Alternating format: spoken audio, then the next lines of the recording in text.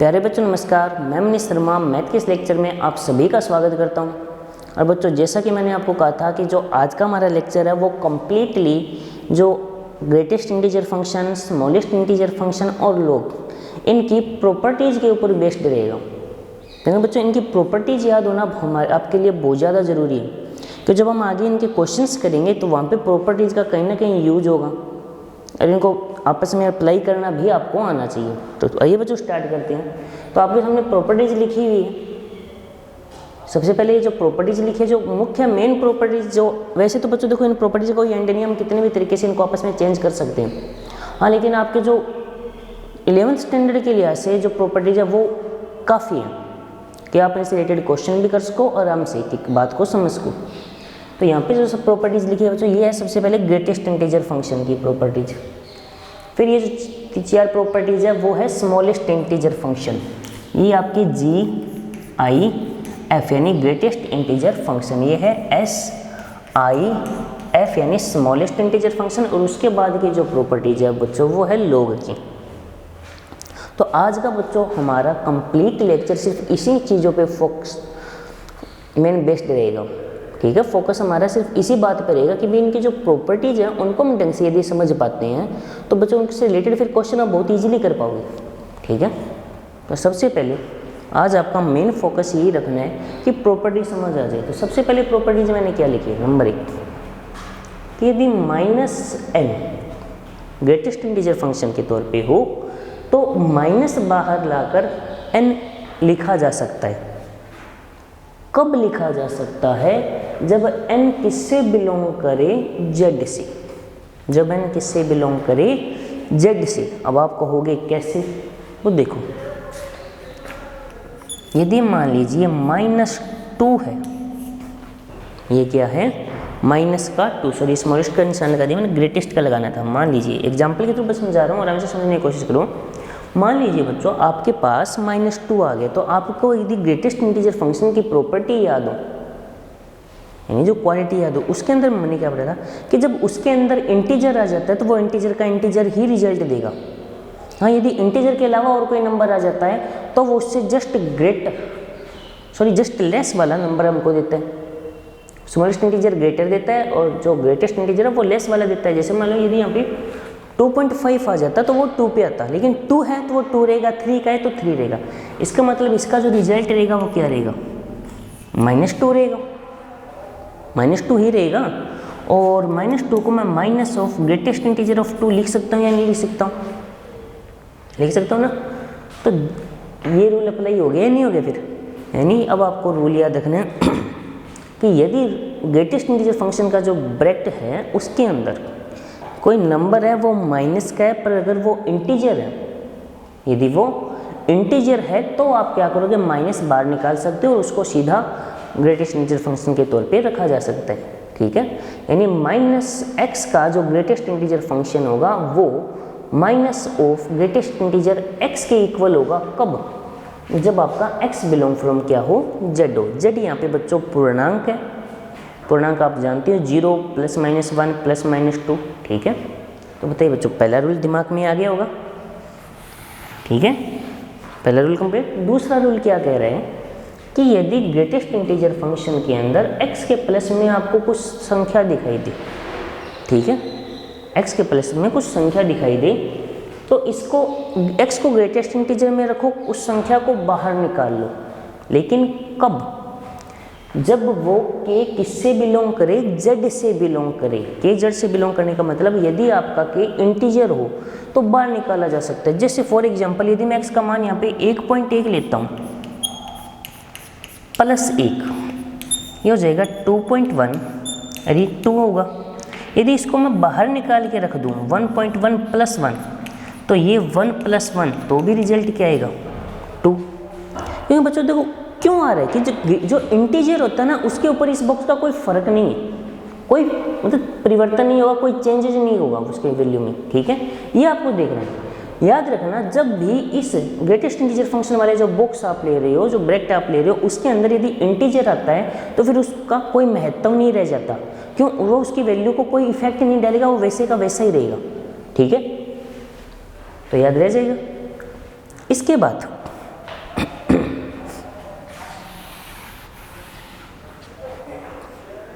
कि यदि greatest integer function के अंदर आपको क्या दिखाई दे, माइनस ऑफ एक्स दिखाई दे, क्या दिखाई दे, माइनस ऑफ एक्स दिखाई दे, यहाँ पे x is not belong from Z, ये तब का केस है, ठीक है, ये तब का केस है, ओके, सीधा नहीं।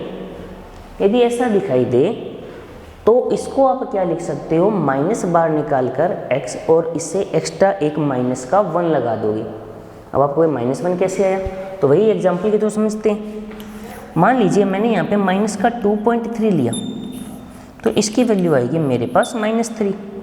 -3 को एक बात बताऊँ, मैं क्या ऐसे लिख सकता हूँ, क्योंकि ये वैल्यू क्या आएगी 2, सही है, यानी माइनस बार निकाल दिया तो 2.3 2 पे ही आएगा ना, माइनस होता तो वो -3 पे जाता, ठीक है। तो ये होगा माइनस का 2 -1, टोटल कितना हो गया -3। अब देखो ये रूल सेटिस्फाइड हुआ या नहीं हुआ, कोई डाउट है, क्लियर होगी बात। अब बच्चों देखो फर्स्ट और थर्ड को देखो, ये n उधर ले जाओ, कुछ ऐसा नहीं बनेगा, इस n को उधर ले जाता हूँ, कुछ ऐसा नहीं बनेगा, क्या बनेगा ना, ये n उधर गया तो इक्वल में क्या आया 0, कब, जब ये z से बिलोंग कर रहा हो, और जब z से बिलोंग नहीं है तो इसको उधर ले जाओ, इसे उधर ले जाओ तो ये दोनों का प्लस होगा इक्वल टू -1, कब, जब x is not belong from z। यानी जो फोर्थ प्रॉपर्टी है फर्स्ट और थर्ड को कंबाइंड कर दो, बात समझ में आ गई।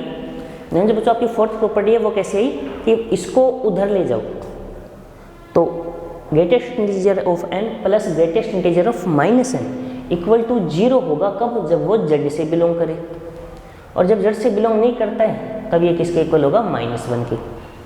और प्रॉपर्टी नंबर लास्ट, ठीक है, समझ आ गई बच्चों।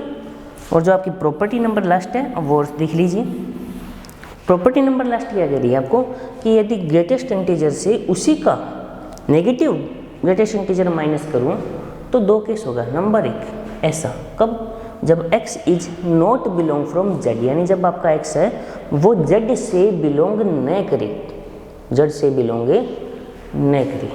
आपको समझने के लिए आप कोई भी एग्जांपल ले सकते हो, जैसे यहाँ पे 1.5 लिया मान लो, तो ये होगा 1 2 और यहाँ पे रख के देख लो, डायरेक्ट वही रिजल्ट आ जाएगा, ठीक है। और ये z से बिलोंग करे तो आपको पता ही है ये माइनस माइनस क्या हो जाना है प्लस, जैसे यहाँ पे -3 होता तो आपको पता है वो माइनस माइनस +3 हो जाता, तो दोनों का एडिशन ही हो जाता क्या, ठीक है। तो बताइए बच्चों जो ग्रेटेस्ट इंटीजर फंक्शन है उसकी प्रॉपर्टीज दिमाग में आई या नहीं। हाँ, कईयों के माइंड में एक बात आ रही है इसलिए इनको नोट करना है, तो बच्चों कोई दिक्कत नहीं है, मैं एक बार इनको इरेज नहीं करूँगा, यहाँ से साफ नहीं करूँगा, सारी पहले समझा रहा हूँ, उसके बाद आराम से आप इनका स्क्रीनशॉट लेके रख लेना, फिर आराम से कॉपी में नोट कर लेना, ठीक है। क्लियर बात समझ आ गई होगी, एक बार पहले इनको समझ लीजिए अच्छी तरीके से, उसके बाद आप क्या करना है इनका स्क्रीनशॉट ले लेना जिससे आप इनको नोट कर लेना। अब बारी आती है बच्चों स्मॉलेस्ट इंटीजर फंक्शन की, तो सबसे पहले स्मॉलेस्ट इंटीजर फंक्शन के ऊपर हम थोड़ी सी चर्चा करेंगे। भाई स्मॉलेस्ट इंटीजर फंक्शन जैसे 2.3 है तो अपने से जस्ट बड़े इंटीजर पे आएगा ये, और माइनस का अगर 2.3 होता अंदर, यहाँ लिख रहा हूँ, माइनस का 2.3 होता तो इसका जस्ट बड़ा होता है -2। ग्रेटेस्ट और स्मॉलेस्ट में ये अंतर है, ग्रेटेस्ट इंटीजर जो फंक्शन है बच्चों वो जस्ट छोटे वाले पे आता है, स्मॉलेस्ट इंटीजर जस्ट बड़े वाले पे जाता है, ठीक है, यही इसका मेन डिफरेंस है। तो ये कह रहा है -n होता तो क्या होता, माइनस बाहर आ जाता, इसके अंदर सीधा क्या लिखा जाता n। जैसे फॉर एग्जांपल यदि यहाँ पे -3 होता, मान लो -3 है, तो यदि ये -3 होता तो इसका रिजल्ट क्या था -3, यानी इसको बाहर निकाल कर अंदर 3 लिख दो सीधा, तो बात समझ आ गई होगी। यदि यहाँ पे मैं लिख देता हूँ x, ये तब है जब x is not belong from z। यदि मान लो यहाँ पे माइनस का, जैसे मैंने वो लिखा माइनस का 2.3 है, माइनस का, तो इसकी वैल्यू आई -2, ठीक है। अब मैं माइनस माइनस को प्लस कर दूँ तो यहाँ पे प्लस का 2.3 हो जाता ना, तो इसकी वैल्यू आती 3, -3 + 1 भी क्या होता -2। तो दोनों प्रॉपर्टीज दिमाग में आ गई होगी। यानी प्रॉपर्टीज को समझने के लिए आप इनके ऊपर कोई एग्जाम्पल लेके देख लिया करो, यानी आप x की कोई वैल्यू रख के देख लो, कोई भी, बस थोड़ा सी केस याद रखना। केस क्या है, पहला केस है कि smallest integer of -x equal to minus of smallest integer x कब, जब x बिलोंग फ्रॉम z, यानी x आपका पूर्णांक हो। ठीक है, नेक्स्ट है कि smallest integer of minus x equal होता है माइनस ऑफ माइनस एक्स के स्मॉलेस्ट इंटीजर प्लस 1, कब, जब x is not belong from z। तो ये इधर आएगा तो क्या हो जाएगा 0, इधर आएगा तो प्लस का 1। ये रूल समझ आया नहीं आया, कोई डाउट है? इन दोनों से ये फोर्थ रूल बना रहा हूँ मैं, ये इधर ले आऊँगा प्लस में तो इक्वल में हो जाएगा 0, कब, जब x बिलोंग फ्रॉम z। और ये इधर आएगा प्लस 1 कब बनेगा, जब x is not belong from z। और जो थर्ड प्रॉपर्टी बच्चों आप जानते हो, स्मॉलेस्ट इंटीजर हो चाहे ग्रेटेस्ट इंटीजर हो, उनके अंदर इंटीजर रहता तो कोई इफेक्ट होता ही नहीं है, वो रहता है वैसे का वैसा। बात समझ आ गई? तो यहाँ पे क्या होगा, n बाहर निकल जाएगा कब, जब n z से बिलोंग कर रहा हो। हाँ, x z से हो या ना हो कोई फर्क नहीं पड़ता, x के लिए सभी प्रॉपर्टीज बात लागू होती है। ठीक है, तो बच्चों आपके लिए 2 प्रॉपर्टीज कंप्लीट होगी, GIF यानी ग्रेटेस्ट इंटीजर फंक्शन, SIF यानी स्मॉलेस्ट इंटीजर फंक्शन। और जो एक मोस्ट इंपॉर्टेंट टॉपिक जो लॉग है उसकी प्रॉपर्टीज और देख लेते हैं एक बार। तो बच्चों जो कल आपको मैंने बताया था कि लॉग बेस चाहे कुछ भी हो, एक का मान क्या होता है 0। क्यों होता है? क्योंकि कोई भी संख्या हो पॉजिटिव, उसकी घात 0 का मान कितना होता है 1। यहाँ पे बच्चों जो मैं बात बोल रहा हूँ वो याद रखना। Number 1, x is always positive. वो बताया था ना लॉग के अंदर y इक्वल टू जो लॉग बेस ax होता है उसका डोमेन क्या बताया था मैंने, y इक्वल टू लॉग बेस ax का जो domain a is always greater than 0, x is always greater equal 0। वैसे ग्रेटर देन ही 0 आएगा। ठीक है, बताया था ना, तो याद रखना। तो log base a equal to 1 होगा, क्यों? क्योंकि a की घात 1 बराबर 1। क्लियर है ये 2 बातें? कल में रूल बताया हुआ है। फिर ये भी बताया था कि log base a x y, इसको आप क्या लिख सकते हो, log base x plus log base y। अब ये आपको समझाना है भाई कैसे बन सकता है, वो देखो आराम से बच्चों, समझो इसको कि लॉग बेस जो यहाँ पे बेस a है, a जो x है इसको मैं m मान लूँ तो x बराबर क्या होगा, a की पावर m। और log बेस a y है, इसको मैं n मान लूँ तो y बराबर क्या होगा, a की power n। x into y क्या हो जाएगा, a की पावर m प्लस n। अब log लगा दूँ तो log बेस a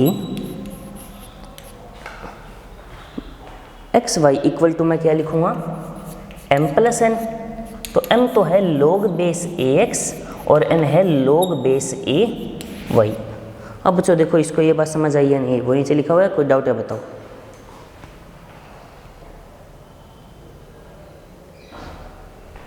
बात समझ आ गई होगी, दोबारा रिपीट करो आराम से समझो। मैंने क्या किया, इस फॉर्मूले को प्रूव करने के लिए इसे m मान लिया और इसे n मान लिया। तो x इक्वल टू क्या होगा, a की पावर m और y इक्वल टू a की पावर m। मुझे इधर क्या चाहिए, लोग के अंदर x y, यानी दोनों का मल्टीप्लीकेशन। दोनों का मल्टीप्लाई करूँगा तो पावर ऐड हो जाएगी, a की पावर m प्लस n। अब वापस log का रूल यूज करो तो ये बेस में ये log x y तो इक्वल टू क्या होगा, m प्लस n होगा। m की वैल्यू रख दो और n की वैल्यू रख दो। बात समझ आई है नहीं? तो log बेस a। अब बच्चों सेम यही प्रोसेस नीचे वाले के लिए कर सकते हो। बात समझ आ गई होगी, सेम यही प्रोसेस है नीचे वाले के लिए हो जाएगी। क्लियर है? और ये रूल यहीं यूज किया जाए। यदि y को मैं x से रिप्लेस कर दूं, यदि मैं इसी रूल को समझने के लिए क्या करता हूँ, y को x से रिप्लेस कर देता हूँ यहाँ पर, तो जहाँ पर भी आपको y दिखाई देगा वहाँ पे यदि मैं x लेता हूँ तो आप खुद समझो भाई यहाँ पे x का स्क्वायर नहीं हो जाएगा क्या, और log base ax plus log base ax हो जाएगा। दोनों ऐड होकर क्या हो जाएगा, 2 log बेस ax नहीं हो गया। बात समझ आई या नहीं? दोबारा बोल रहा हूँ, ध्यान से सुनिए। यदि मैं इस फॉर्मूले के अंदर क्या पुट कर दूँ x, तो ये होगा x square log base ax log base ax, तो ये हो जाएगा 2 log बेस ax, यानी 2 आगे आ गया नहीं आ गया। तो इस तरीके से मैं बार बार अप्लाई करता जाऊँगा तो पावर क्या आ जाती है, आगे। ठीक है, फिर बच्चों ये रूल आपको याद रखना है कि ए की पावर एन हो, बेस की पावर ये हो, तो इसको क्या लिखा जाता है, एम अपॉन एन। क्यों लिखा जाता है, क्योंकि इसकी पावर हमेशा नीचे लगती है और इसकी पावर हमेशा क्या लगती है, आगे। ठीक है, वही प्रोसेस बच्चों जो अभी हमने एग्जांपल लिया है उसके थ्रू आप इसको बहुत इजीली प्रूव भी कर सकते हो। कैसे प्रूव कर सकते हो, जैसे मैं आपको करके बताता हूँ। मैंने मान लिया log बेस a की पावर n x की power m equal to p, तो ये बनेगा क्या, ये ऐसा नहीं बनेगा क्या कि x की पावर a की पावर n उसकी पावर p इक्वल टू। अब मैं क्या करता हूँ, दोनों तरफ n पावर से डिवाइड कर देता हूँ, तो a की पावर p क्या आएगा, x की पावर m अपॉन n। अब मैं यदि log लूँगा बोथ साइड, अब यदि मैं क्या लूँगा बच्चों, बोथ साइड log लूँगा, तो p इक्वल टू आ जाएगा log बेस a x की पावर m अपॉन n। और आप पावर जानते हो हमेशा कहाँ जाती है, आगे, तो क्या आ जाएगा, m बाई n आगे नहीं आ जाएगा। अब बात समझ आ गई होगी, कोई डाउट है? यानी सबसे पहले इसको p के बराबर माना, इसकी पावर में ये लिखा, a की पावर n से डिवाइड कर दिया, तो a बेस बनाना है ना मेरे को, क्योंकि जब a बेस बनाऊंगा तो a की पावर हमेशा डिवाइड में लगती है और इसकी पावर तो आगे आती है, आप जानते ही हो, तो ये हो जाएगा m बाई n। बात समझ आ गई? इसके बाद जो 3 फॉर्मूले हो रहे हैं वो आप देख लीजिए जल्दी से। x की power log base a y है, तो बच्चों इन दोनों को आपस में चेंज किया जा सकता है। अब चेंज करने का जो तरीका है वो आप खुद देखो, वही प्रोसेस है बच्चों, किसी के भी बराबर मान लो, इसको बराबर मान लो, फिर इसको बराबर मान लो, दोनों को सोल्व करो, रिजल्ट एक जैसा ही आएगा। ठीक है, इन दोनों को यदि log बेस ax हो, तो यदि आप क्या करते हो, बेस को और इनको आपस में चेंज कर देते हो, जैसे 2 की पावर 3 को 3 की पावर 2 करते हो, तो वो 1 के नीचे लग जाएगा। ठीक है, log के केस में, क्लियर है? और बच्चों देखो, ये जो प्रॉपर्टी है वो सबसे ज़्यादा इंपॉर्टेंट हमारे काम की रहेगी। क्यों रहेगी? क्योंकि जो आप डिफ्रेंशिएशन करते हो या इंटीग्रेशन करते हो, जो आगे आप हमारे काम में आएंगे, वहाँ पे बच्चों जो हम log जो अवकलन समाकलन है, वहाँ पे जो log है उनका बेस e होना चाहिए। उनका बेस क्या होना चाहिए? e फिक्स होते हैं, यानी नेचुरल log, बाकी अलग बेस के लिए नहीं करते। तो यदि इसको e में बदलना हो तो a की जगह e लिखो, तो इसको लिखा जाएगा ऊपर वाली वैल्यू log के अंदर ऊपर, ये नीचे वाला बेस log के अंदर नीचे, यानी log p base p x को क्या लिखा जा सकता है, log base a x log base a p। ठीक है, प्रॉपर्टी बच्चों क्लियर हो गई है? मैं एक बार हट जाता हूँ, आप इसका स्क्रीनशॉट ले लीजिए और अपनी कॉपी में बाद में इनको नोट कर लेना। ठीक है, आराम से वीडियो को पॉज कीजिए बच्चों और इसका स्क्रीनशॉट ले लीजिए, क्योंकि सारी मोस्ट इंपॉर्टेंट प्रॉपर्टीज आपके एग्जाम के लिहाज से, इनसे रिलेटेड क्वेश्चन जब भी आएंगे तो आप बहुत इजीली इनको सोल्व कर पाओगे यदि आपको प्रॉपर्टीज आती है तो। वीडियो को पॉज करो, रोकिए एक मिनट वीडियो को और उसका स्क्रीनशॉट ले लीजिए। ले लिया बच्चों स्क्रीनशॉट? अब आपका काम ये है कि आप इन स्क्रीनशॉट ले लिए, इनको एक एक चीज़ को लिख नोट करो कॉपी में, हाँ, और इनको बार बार प्रैक्टिस करो। प्रैक्टिस करने का मतलब ये हो गया कि आपको यदि माइंड में कहीं अगर रहती है भाई सब दिक्कत आ रही है, तो आप क्या करो, प्रैक्टिस करो, इनकी जगह अलग अलग वैल्यू पुट करके देख लो ना। जैसे ये कह रहा है जेड नहीं होना चाहिए, तो जेड के अलावा कोई भी वैल्यू पुट करके देख लो। ये कह रहा है जेड में होना चाहिए, तो जेड की वैल्यू पुट करके देख लो। तो आप वैल्यू पुट करके देखो यहाँ पे, तो आपको वो रिजल्ट दिख जाएगा। तो ठीक है बच्चों, तो मेरे हिसाब से आज का लेक्चर काफ़ी रहेगा आपके लिए, इतनी प्रॉपर्टीज़ क्योंकि वर्क ज़्यादा हो जाएगा फिर, ये प्रॉपर्टीज़ लिखी हुई है समझ में आनी और थोड़ा सा टाइम की जरूरत है आपको। तो बच्चों नेक्स्ट लेक्चर तक आपके प्रॉपर्टीज़ याद हो जानी चाहिए, क्योंकि जब नेक्स्ट लेक्चर में हम क्वेश्चन करेंगे तब आपको फिर प्रॉब्लम नहीं आएगी, अदरवाइज वरना आपको पता है बच्चों कितनी बड़ी प्रॉब्लम क्रिएट हो जाती है। ठीक है, तो फिर तब आज के लेक्चर को ये समाप्त करते हैं। नेक्स्ट लेक्चर के लिए इनको आप याद करोगे, मेरी तरफ से ये होमवर्क है। तब तक के लिए टेक केयर।